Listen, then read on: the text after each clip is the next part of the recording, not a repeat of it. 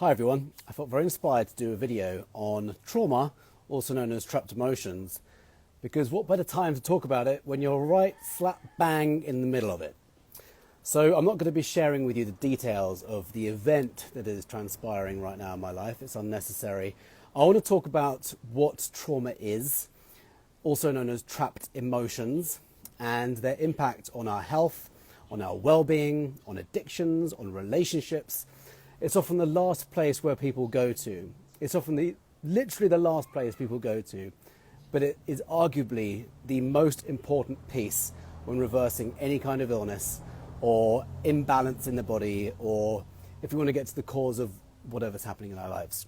So first of all, what is trauma? What are trapped emotions? They're often referred to as little traumas and big traumas. Ultimately, when we go through life, from the moment we're conceived, essentially, we can actually receive them through our ancestral lineage, believe it or not, but let's stay focused on this level on Earth. We can experience trauma from the moment we're conceived until the present day. And traumas can be as little as an argument with a sibling or a parent when you are 5 years old, to much bigger things in our lives. And ultimately what they are is something that kind of jolts us out of alignment and shakes us. And what happens is it gives or leaves this energetic imprint on our lives. They can get stored anywhere in the body, in organs, in joints. I've had a number of clients, by the way, who've had knee pains or shoulder pains or lower back pain, and we do the trauma release and it's gone so quickly. So what is it? Well, in short, knowing us as energy beings and that we are electromagnetic beings, trauma is stored like electromagnetic bundles of energy. When we zoom in enough on the human body, we are 0.99999% empty space or energy, and 0.00000 many zeros, 1 matter. We are mostly energy at the subatomic level. This is science, this is quantum physics, this is physics. This is a non-negotiable. So when I was first introduced, by the way, to the idea of trauma being the ultimate cause of illness, I thought it was woo-woo. I thought, well, how does that make any sense?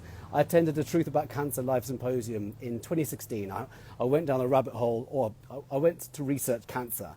And I attended a number of different talks on many different topics of what causes cancer.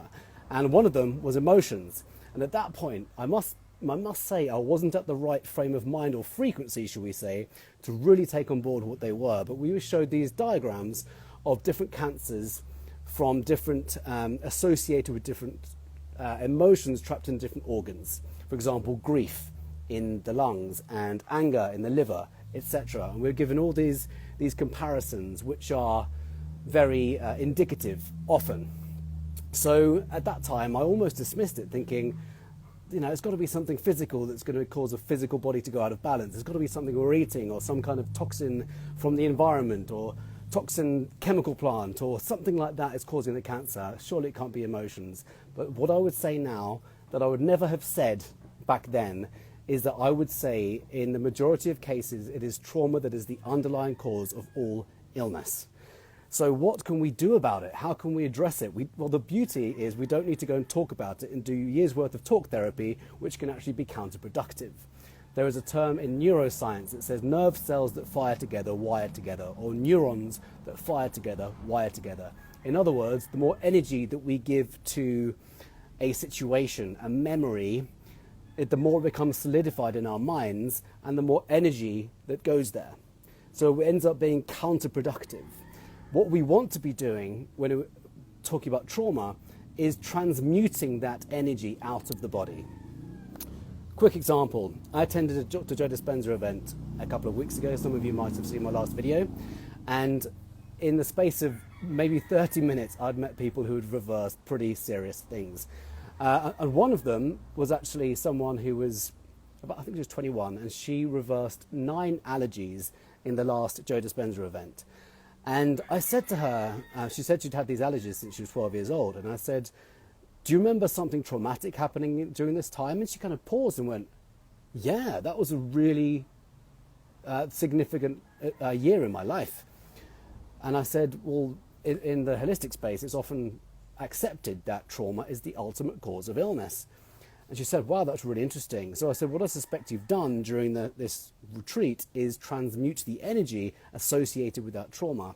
Got rid of that electromagnetic bundle of energy associated with that event in your life. And there's many, many ways of doing this, by the way, so many ways. There's breath work, there is trauma release therapies. There's something I use called the emotion code, using kinesiology to determine the names of the events and the traumas, rather, the names of the trauma, the emotions, when they happened, where they are stored. It's amazing, and then you can go and release them very, very quickly. Psychedelics have been used to release trauma from the body. That's something I'm very experienced in, as well as transformational breath work. Ultimately, we want to be figuring out ways to release trauma from the body, because otherwise it can create illness and dis-ease. This is something that the medical community is still failing people in, because they're still treating symptoms and they never seem to address the cause, which is one reason I don't follow that mode of learning anymore, unless it's an emergency, for which they are amazing. Anything else, I don't give it any time at all, other than a diagnosis. That's it. I'm not trying to discredit people. I've done some research into the training, and based on a 112-year model, it doesn't address the cause of illness. Therefore, that's not of interest to me whatsoever. So what can we do about getting to the cause? We can find out ways to at least identify which emotions might be stored in the body and find ways to release them. And there are many, many other ways. Something I'm doing right now is doing whatever I can to make sure what's happening in my life isn't going to affect me in that way, because I know it's the ultimate cause of illness. I ever thought to myself, if I ever did get cancer or a heart disease or anything like that, the first thing I would have to do is determine the cause, and that could be some level of toxicity or trauma or both. And right now, I need to be doing whatever I can to make sure whatever I'm experiencing isn't going to be stored in the body. And thankfully, I have the tools to enable that not to happen. So, I'm going to tie this back to the Joe Dispenza stuff for any of you still looking or still watching. We are in really exciting times to be alive right now, when we can really start to identify the body as an electrical machine, energetic machine. And at the subatomic level, we are all energy. And that means that goes far beyond the body. It goes into the cosmos. We are energy. We are all interconnected. We are literally entangled. And something that's so magnificent about knowing about the quantum model of reality is we can look at life's events very, very differently. We don't have to accept them in the ways that we've been programmed to accept life events. So it's a very normal thing when we're experiencing something, that something has happened to us. And one thing I would have to say is one of the levels, it's often spoken about as a level of consciousness, and that's a victim level of consciousness. And it's totally normal. We all go through it in every areas of our lives all the time. And one thing I'm doing right now is trying to shift from victim to the next level. So the next level is referred to sometimes as victor.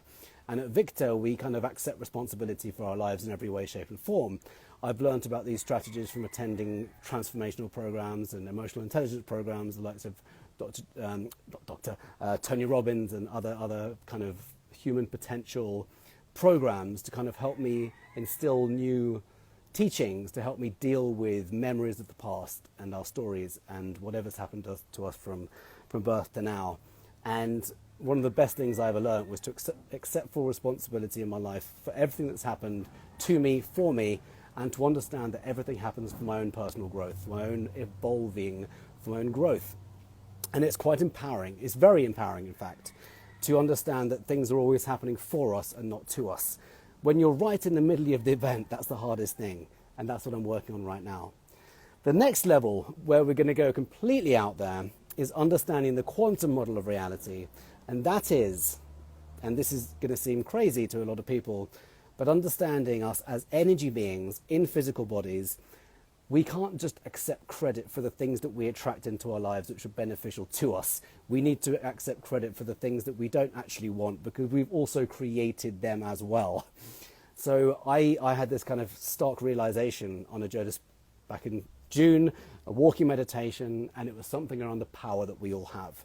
and it struck me. I stopped in my stride and thought, oh my goodness, I've actually created this event. I have actually created this event, or I've co-created this event with the people who I am involved with in this event. If I were to share with you the details, you'd be shocked, put it that way. And I need to understand right now that I have co-created this event with these people, with the let's give the person, no, there's no need to label the person who seems to have created a lot of harm in the family. There's no need, but let's just say we all co-created this experience for our own growth and our own growth and ascension, if you like. That is the only thing that frees me right now from what is going on in my current life. So, 3 levels of consciousness, what trapped emotions are, what trauma is. I hope I've addressed that nice and succinctly and not left too many questions unanswered. But if I have, feel free to leave a comment. And also, if you have any suggestions, I'm always open. I'm always learning. I've got many, many tools to release trapped emotions and trauma, and emotional intelligence tools to deal with things as we are facing them. But I'm all ears if you have any suggestions or want to share any of your techniques with the world. Thank you for watching. Thank you for listening. Unless anyone has any comments right now, I'm going to sign off. Happy Wednesday.